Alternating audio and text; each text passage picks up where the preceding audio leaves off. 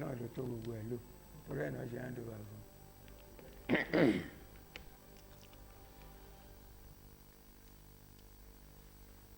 Hello and welcome to Reporters Lounge on Ogun State Television. I am Simiat Habaru. We sincerely apologize for starting the program a little bit behind schedule. And of course, we are starting with very interesting conversation this morning, talking about the minimum wage. Governor Abiodun approved 77,000 naira minimum wage for Ogun workers. You have, some other governors announcing different. Lagos State announced 85,000 naira. So we'll be looking into this issue of minimum wage on the program. We would also be talking about the claim by Ribadu that NSA, many arms used by terrorists belong to the federal government. This, of course, is another critical conversation in the course of the week. We'll be going critical into it and see what this translates to in terms of what has been reported and what we have on ground. Definitely we'll be moving to Kenya as well in the course of our discussion today. Lawmakers impeach Deputy President over alleged gross violation. You have in Kenya, it's more like the first time this would happen after a review of the Constitution in 2010. So we move very straight to Nigeria boycotts football qualifier in Libya over inhumane treatment. Yes, we saw what happened to the Super Eagles in the course of the week as well.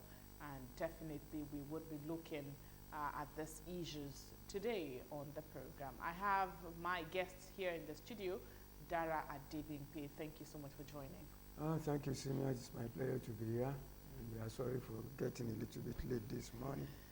Yes, of course, in the course of the discussion, we're also expecting another guest to join virtually. And of course, by the time he joins, we'll definitely do the introduction.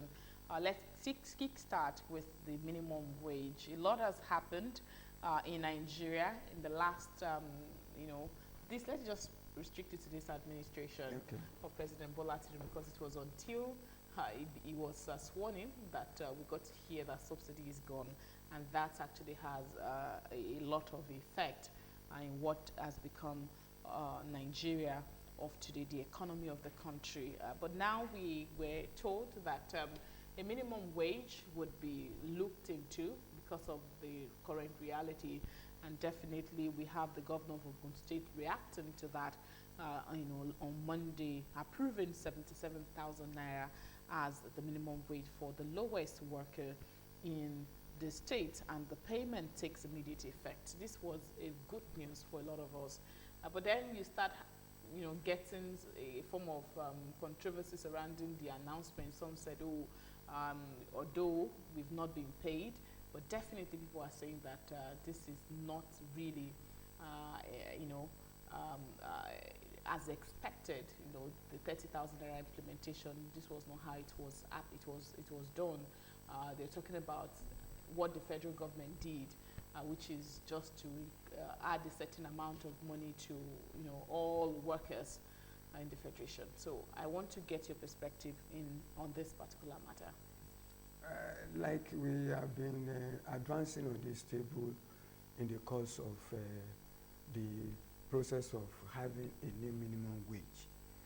The consensus is that it is not how large, how big that money is, that is called the minimum wage, that we meet up with the level of hardship or hunger or the soaring cost of living in the land. But how situations are made, that is, what are the measures that are put in place to cushion the effects of all these seeming soaring cost of living, hardship, hunger that people are passing through. Kudos to, let me first of all congratulate the Ogun State government and the person of the governor of the state, Prince Dapo Abiodun, for deeming it fit to go beyond the minimum that is in the law or in the act, because it's an act, and I mean it's a law by now, and he appears to me to be one of the earliest, even though he promised that Ogun State will be the first to implement the bill. Well, we see how much that comes to effect when October, ends. But the fact remains that what he has done, topping it with additional 7,000 naira, is a good thing. But that is not to say there is no room for further improvement. But it goes to show that even the workers should begin to see how they want to, directly act to give credence, or in other words, to retaliate the good gesture of government by doing more for government. And of course, we do know that in realizing the fact of the times, the Ogun State government had initially, ensured that workers do not work for more than 3 days in a week, because of the Just to cushion the effect. But as we are seeing now, it is not a huru yet. And then, of course, we are seeing what we saw even in the early First Republic, when we have the federating unit giving what it could afford to its worker. In the then First Republic, it was the Western region that was paying the highest, in those days.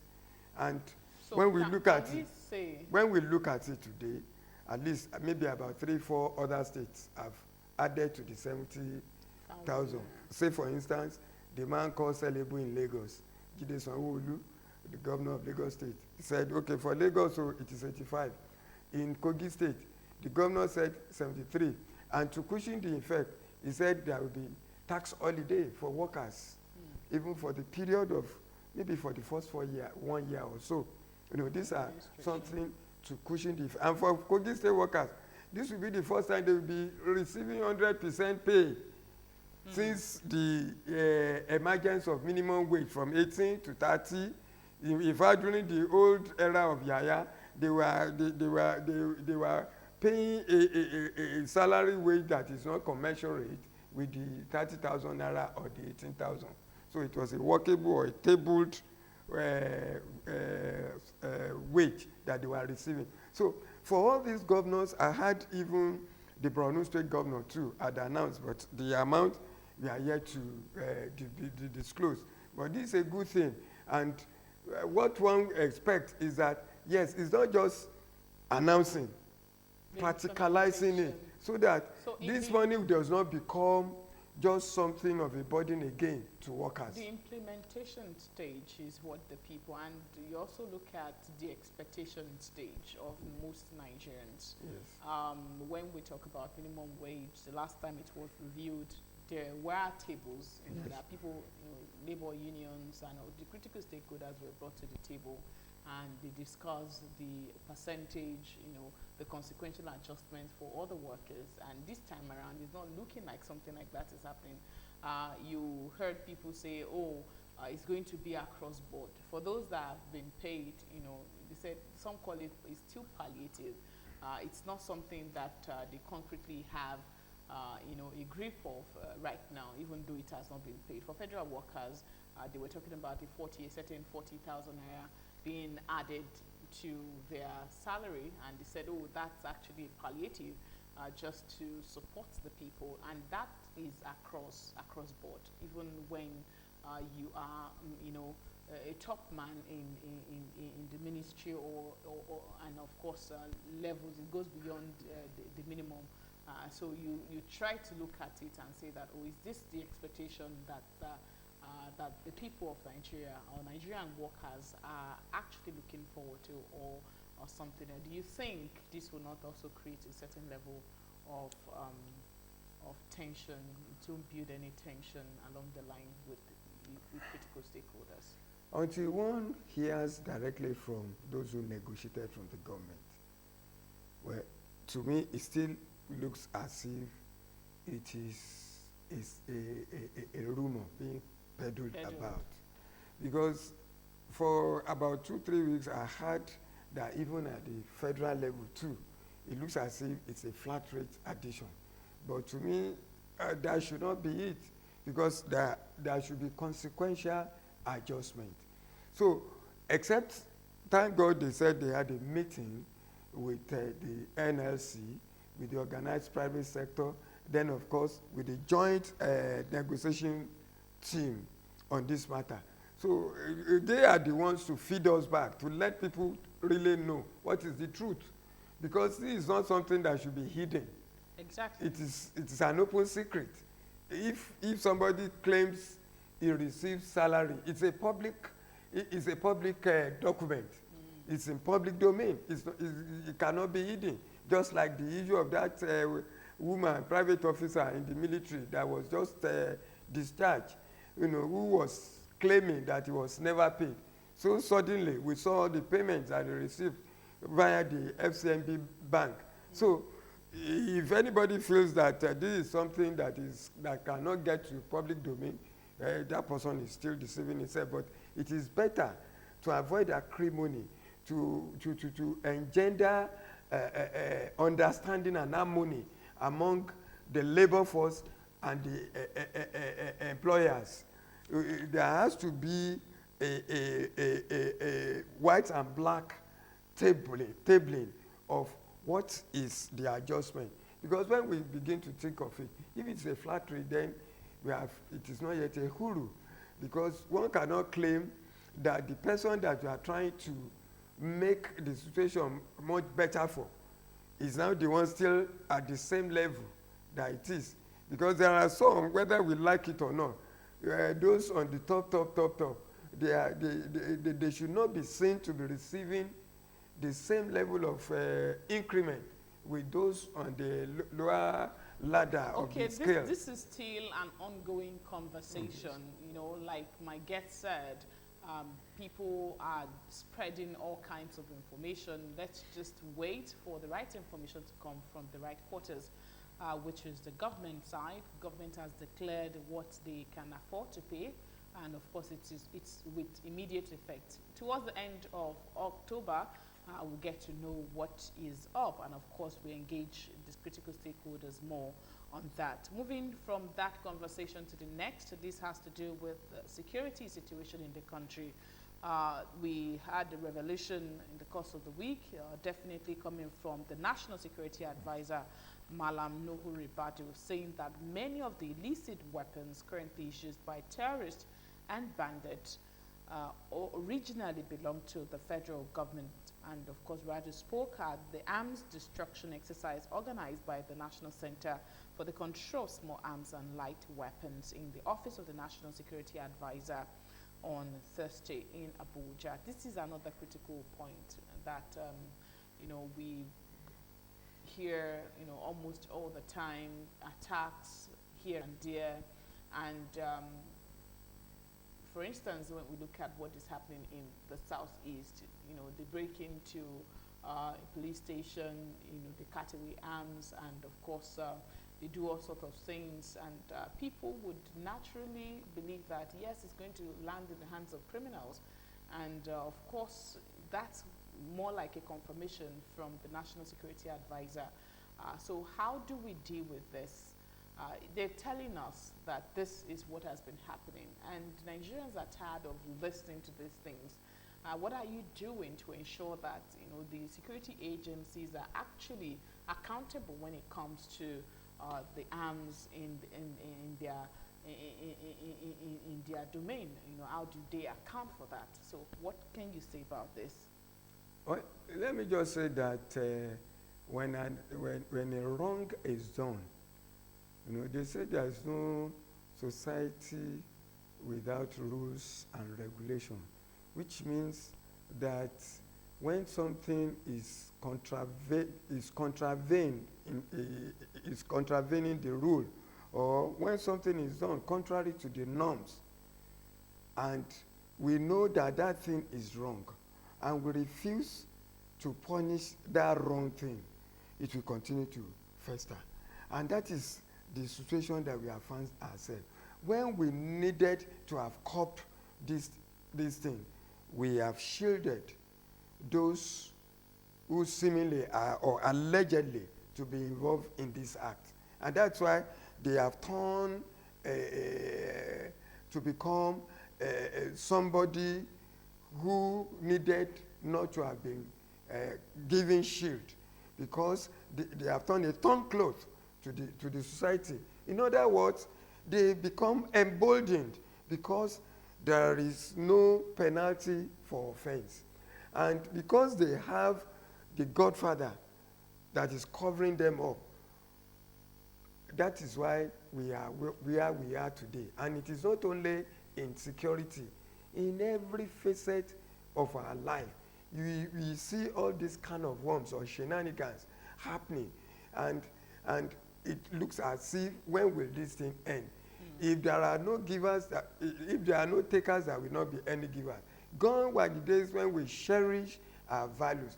Gone were the days when we ask questions. Gone were the days when you see something that is on the wrong side of the norms, that you query, you ask. But today when you do so, they will say, who have sent you? What's your own dear? Mind your own business. Has it affected you? Are you the one paying? Is it not public money? All right. And here we are today, with the situation. Precisely in 2022, you have an audit report by the Auditor General of the Federation, claiming that 88,078 AK-47 rifles were unaccounted for, missing or unaccounted for.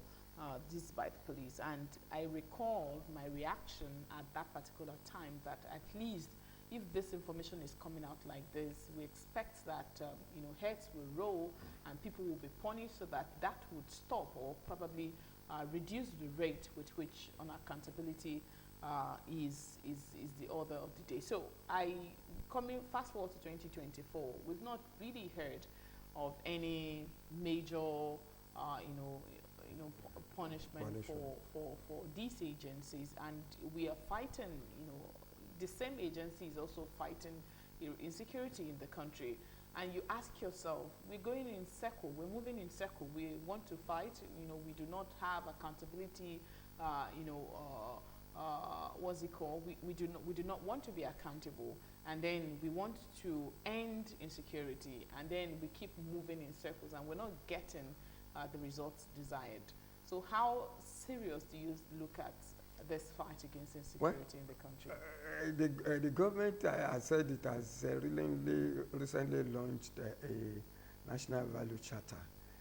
Maybe if what the NSA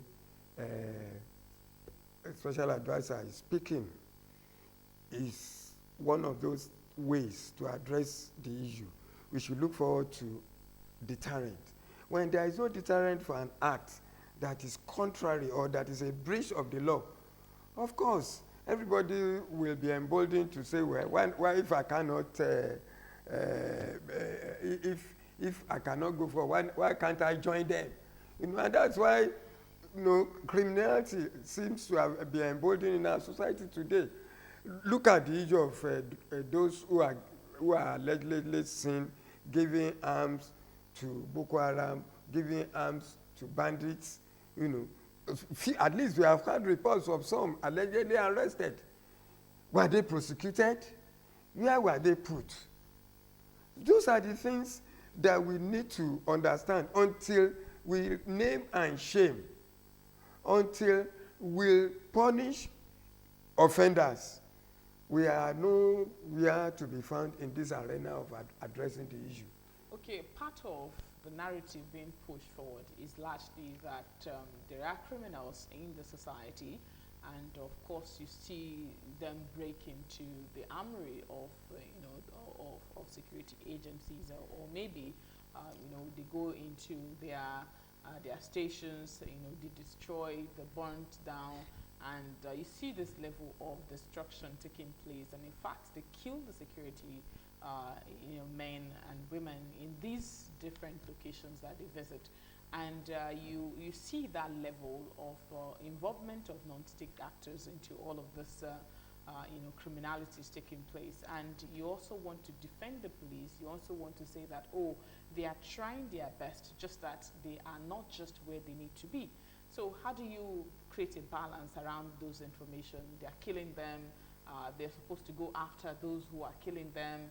And of course, like you said earlier, there are people that, do you call them, we like to refer to them as cabals who are profiting from all of this, and they are top people in the society. With respect to what the National Security Advisor said, he said the bandits, the kidnappers and all of that, you see a list of people being published, outside Nigeria saying that there are people sponsoring kidnapping and banditry in Nigeria. And of course, you continue to have those engagements. So how do you create the balance to protect the security agencies that are also trying their best to curb this? Like Yoruba, we say that tikuli over pani to do le pani, which simply, interpreted to mean that if the agent of death within cannot kill you, the agent of death outside will not have any access to you. It is, who are the non-stakeholders outside so powerful than the stakeholders itself? Is it possible?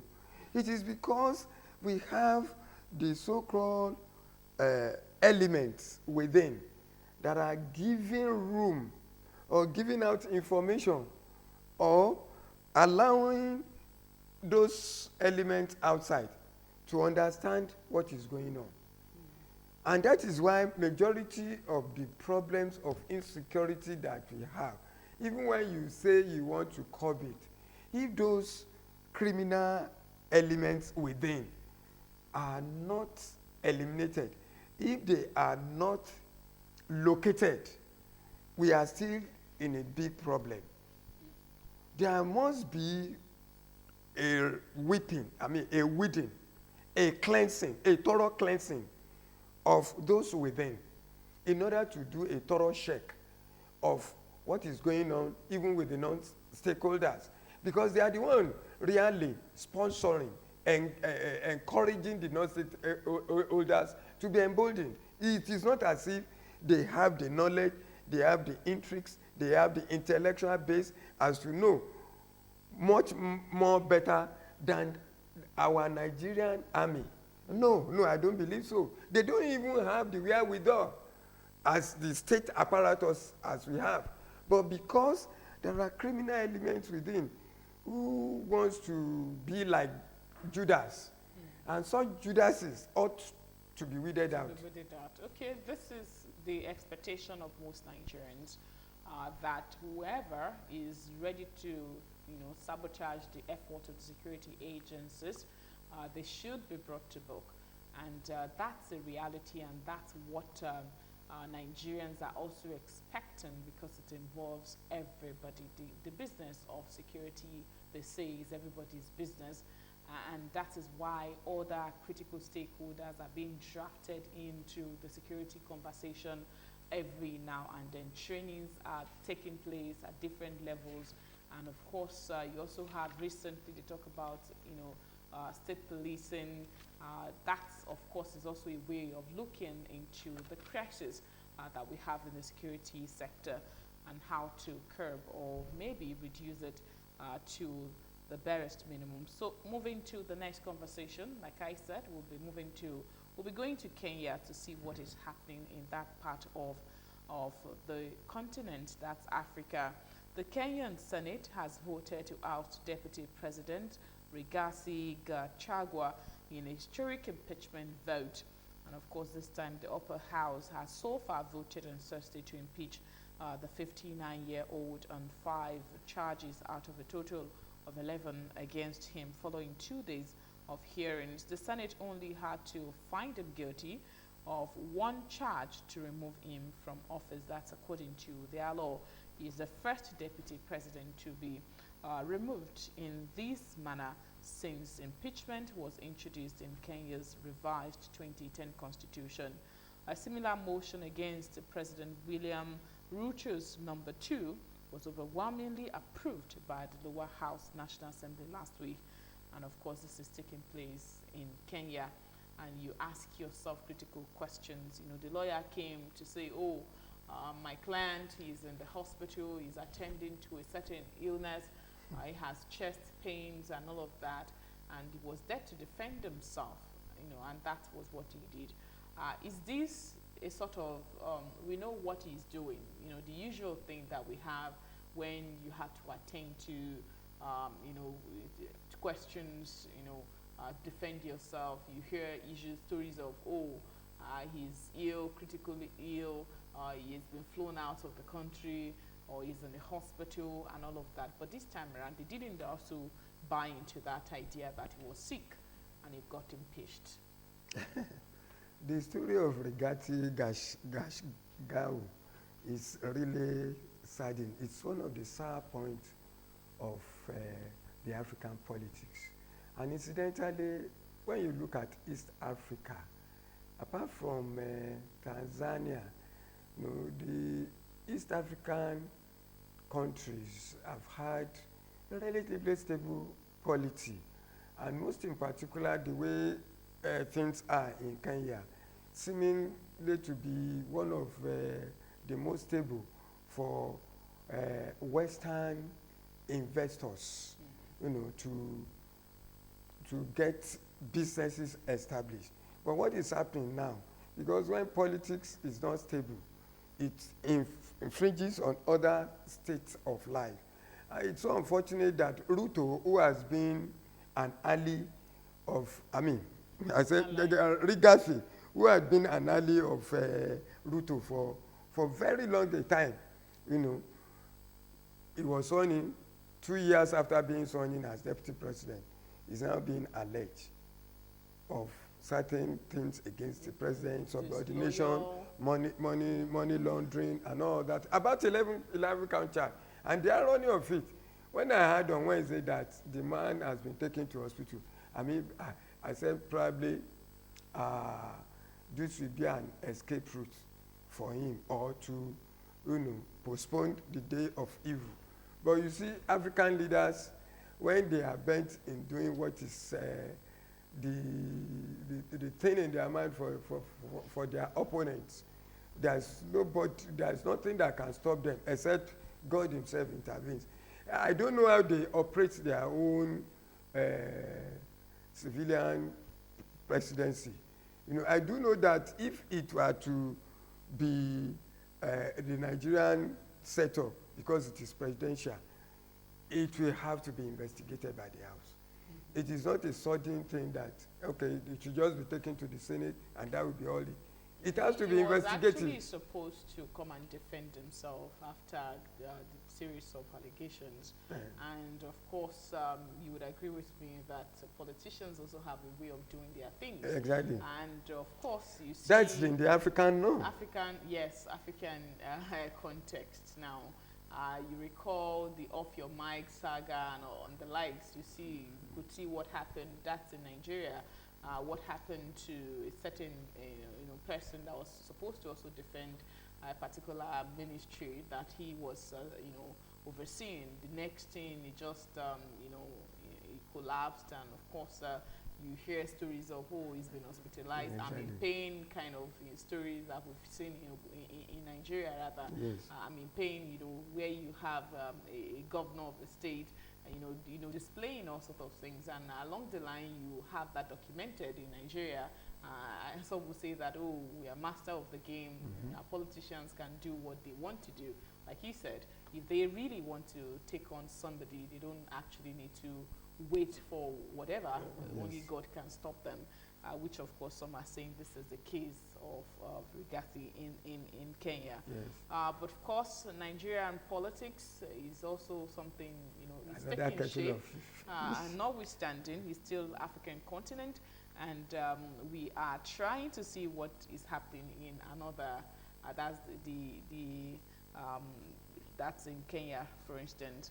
And that's why we said we should add that to the conversation to see the But before we end the discussion on it, I just want to advise Kenya, they should better watch it, because if the political stability that the country has been enjoying for so long is no longer stable as it used to be, majority of these Western investors will withdraw. Not quite long ago, we see how the Kenyan youths were on the street protesting for certain tax law. And now we see a rumpus between the leadership and its deputy. Like one of my professors would say, he said there's crisis within the elite. Elite fragmentation is also taking place. So let's I think we have our guest joining virtually. Can you hear us, Biodun? Yes, Okay, good morning. Biodun Ogundipe is joining us. Clearly. Thank you so much. We appreciate your effort to be part of this discussion today. We're looking at Kenya, what is happening. We've talked about minimum wage in Ogun State, naira, for Ogun workers, and of course we've talked about what the NSA said that Malam Nuhu Ribadu saying that many arms used by terrorists belong to federal government. Exactly, what will be your reaction to this?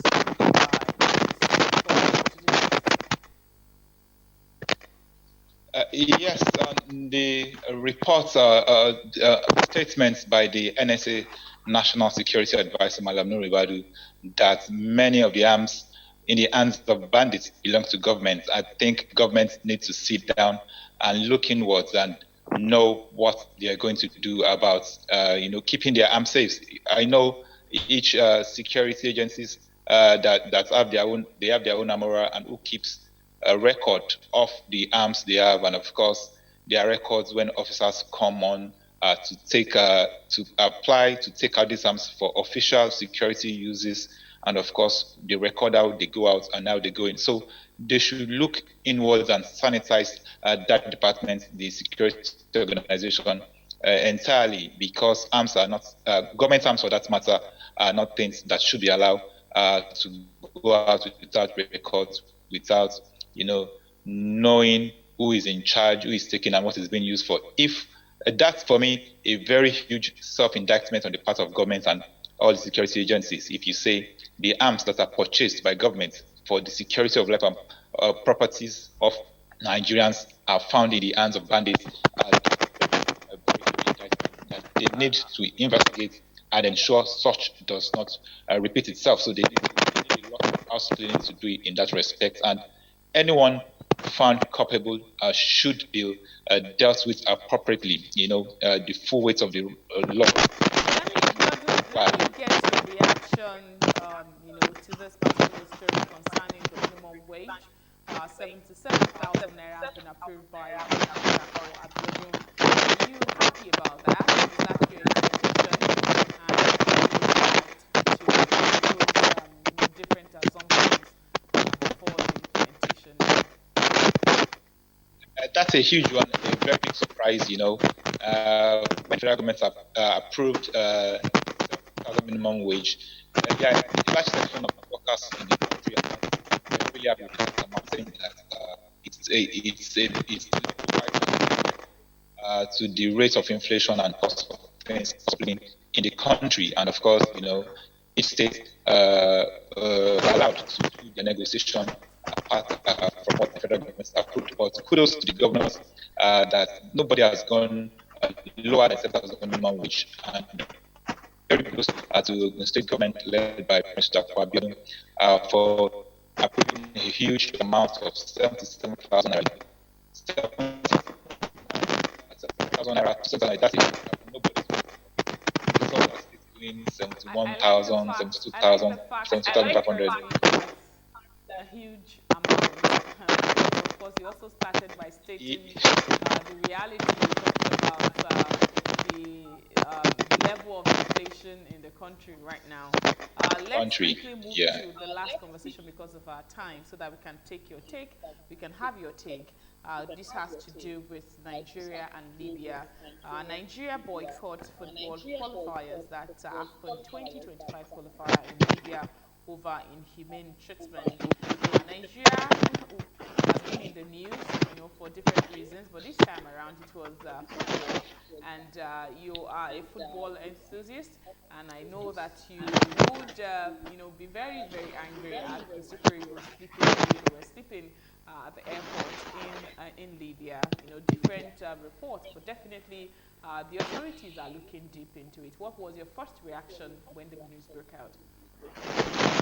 First reaction, I was shocked. Most people, sports writers, football fans, football lovers in the country, and of course on the continent, were very shocked, flabbergasted.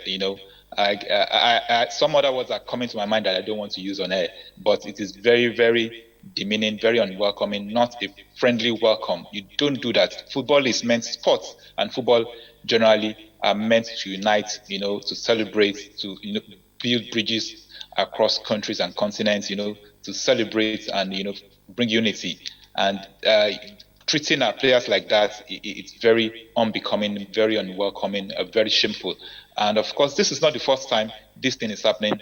When our club side go to play outside the country, particularly in the North African enclave, this has been the practice for them. I remember a number of Nigerian clubs have suffered such fate, in the past. I remember Yimba spending 24 hours in the airport. They were abandoned there. They do these things deliberately to weaken the players, to make them tired, to gain undue advantage. And for me, for a very long time, CAF has been looking away, pretending these things have not been happening. There must be a standard protocol that you need to observe when you are welcoming a foreign team to your country to play a game, to play a match. And any deviation from that standard protocol should be sanctioned appropriately. And I think CAF needs to rise up. Are you confident that CAF is going to deal with this, decisively? I am not confident because this is not the first time it's happening, and I didn't expect CAF to suspend that match. That match will have been under suspension, and after the investigation, they should now decide what should be done. Either to sanction Libya or either to sanction Nigeria for withdrawing from the match. Look at that case very well, investigate it, come up with a decision. But now that match has been deleted, and I don't have confidence. There are lots of politics going on in CAF, which for me, I am not happy. I am not. Main football enthusiasts and sports traders from these parts of the continent are not happy about. It favors, some part of the continent more than others, and of course, we have been bearing the brunt most of the time. So I'm not confident. I'm not too confident. There are also counter allegations that Nigeria actually treated the Libyan team, with little. Those counter arguments for me were not genuine. From Port Harcourt to Uyo, they had to spend three hours, and I could also see NFF reply yes, that. I know that story, but the counter arguments for the Libyans were not genuine. They did not handle their coming down to Nigeria very well. They were supposed to land in Uyo, and they landed in Port Harcourt. And they were told to fly, and they said, no, you don't fly because of extra cost of to the charter plane that they will take a bus. The NFF provided a bus for them. They refused to take that bus and hire their own bus, and NFF even provided security for them. All the videos they were sharing online that they were treated badly were not true, because when they got to Port Harcourt, they had to wait and make their agreement. It was not like NFF or Nigeria played them or diverted their plane. In Nigerian case, they diverted the Nigerian aircraft to an airport in the desert, 3 hours from Benghazi, where they are going to play their hotel and done everything. And they were abandoned for 15 hours. Okay. Okay, Biodun, I'll come. Let me engage Dara in the studio. He talked about the fact that sport is one uniting force that the world looks forward to or looks up to when it comes to the issue of unity, politics, and all that. And of course, we don't really see the kind of politics they play in terms of political parties and all the likes in football. And some said no, that's not the case. It's more likely going to be the same if you look critically into it, because there are interests that need to be attended to. That's why it's not as pronounced as we have it in political parties, engagement and all of that in different countries and of course the world. I was actually one of those that was surprised that we could see this, and in fact some Nigerians reacted by saying we were not the one that actually killed Gaddafi, so why should Libya be coming after Nigeria? So what was the first reaction for you? For me, I was wondering, are we still in that whole age where we use one group means or the other to get victory. You know, sports is supposed to be a unifying force. And then for nations that know the quality of what sport is meant for, say for instance, America, they have successfully used sports to upscale their education, to upscale their economy, to upscale their human race. So we are just warming up to utilizing sports as it are. We have seen cases of all these shenanigans in the past. I remember in those days of Mehala of Cameroon, when they wanted to deal with Rangers in Cameroon, and the issue of cannons to proceed with IICC in those days in 1981, when they were to win the Winners' Cup for the second time for Nigeria in this same Cameroon. You know what Yoruba call werepe? That thing that can easily eat you. Those were the problems that our people face. But for the case of what happened between Nigerian Super Eagles and the Libyans, I can't understand. Because I gathered that they were the ones, when they came here, they diverted their flight to Port Harcourt. They made another arrangement, not too sure or suspicious of what Nigeria could do for them.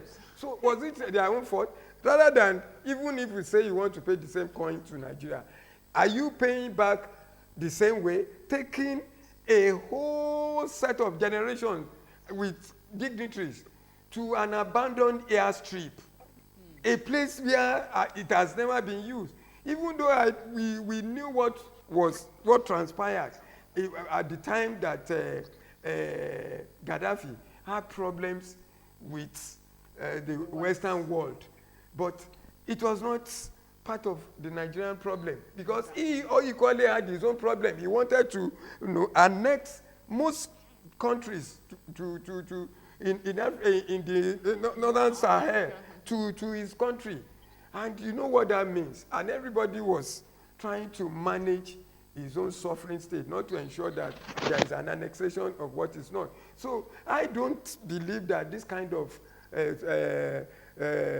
love lost reception should be given to egos at this time. Not even a Libyan state that is not studied. Benghazi is supposed to be another capital away from Tripoli. Let me quickly get Biodun's position. What kind of punishment do you think CAF should give to Libya in this case, in few sentences? It's difficult for you to judge. I think because CAF they don't have a protocol, standard protocol for welcoming foreign teams, and when you deviate from that protocol, these are the punishments. But so for me, I have the fear that their decision is going to be subjected to political sentiment, the political sentiment in CAF itself. So, but then, because there is this lacuna in standard protocol of forming teams. So I'm not really sure what CAF wants to do, but I'm not confident. I'm going to get the outcome from that investigation. All right. Thank you so much, Biodun Ogundipe, for joining us on Reporters Lounge today on Ogundipe Television. Dara Adebimpe, I must appreciate it. There's no country that's ever, I think, try to take Nigeria on and they win. No, this time it's around. Unfortunate. It's unfortunate. Just, Nigerians came out all the way from anywhere or everywhere they are on social media platforms to defend their country. And the Arabs are in support of what the Libyans did. For goodness sake, Libya is not yet a civil state. They are still undergoing crisis. That's why they talked about the biases. The biases will come in. The allies would form blocks, and that's why some are not optimistic about a punishment for Libya in this case, or maybe Nigeria is going to win or not. So thank you for being a part of Reporters Lounge. 11 o'clock will be a repeat of this program. And of course, you can join us next week again. Bye for now.